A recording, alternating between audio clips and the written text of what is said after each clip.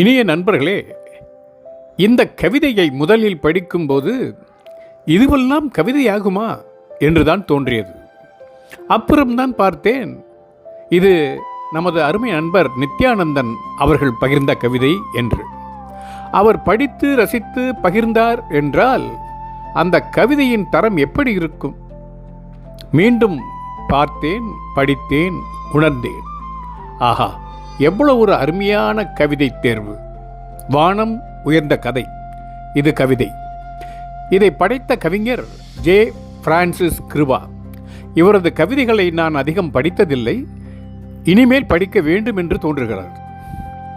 வானம் உயரப் போனதற்கு ஒரு பாட்டி கடிந்த வார்த்தைதான் காரணம் என்று ஒரு சிறு குழந்தை கூட சொல்ல துணியாததை வைத்து கவிதையாக்கி இருக்கிறாரே என்றால், அப்படியானால் அந்த கவிதைக்குள் ஏதோ கருப்பொருள் இருக்கிறது என்றுதானே பொருள்.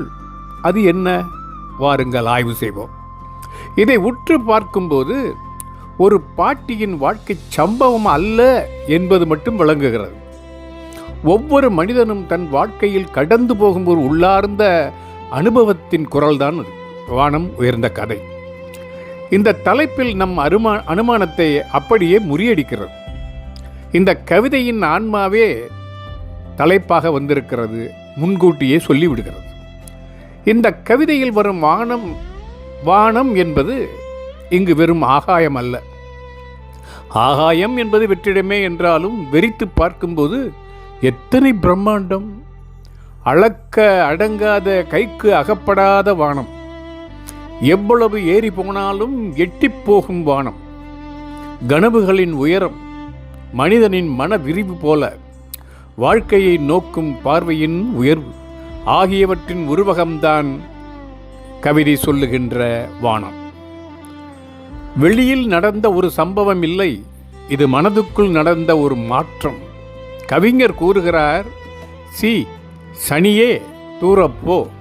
இந்த ஒரு வரியே கவிதையின் மையக் குரல்.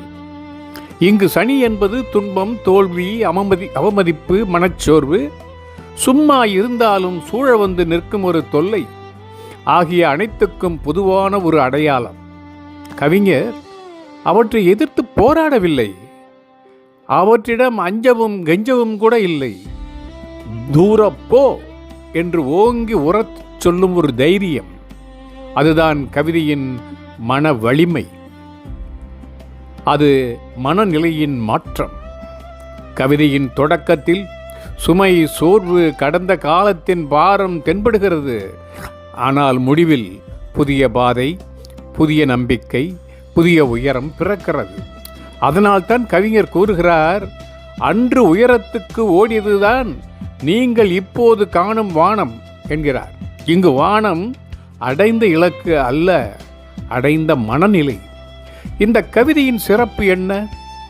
எளிய சொற்கள், உரையாடல் மொழி, அலங்காரம் இல்லாத ஆழம்.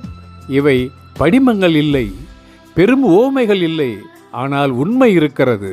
சற்று உற்று கவனித்தாலே போதும், உண்மை உரைக்கிறது. அதுவே இந்த கவிதையின் அழகு.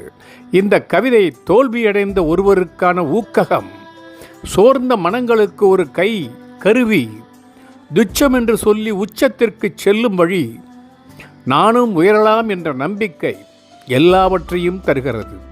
இது கவிதை மட்டுமல்ல, ஒரு வாழ்க்கை அறிவுரை, முடிவுரை.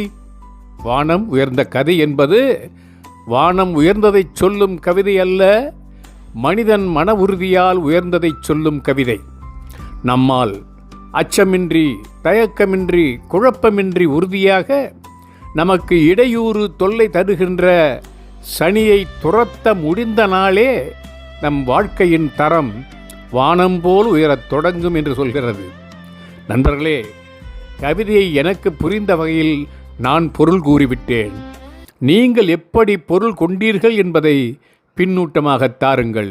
வணக்கம்.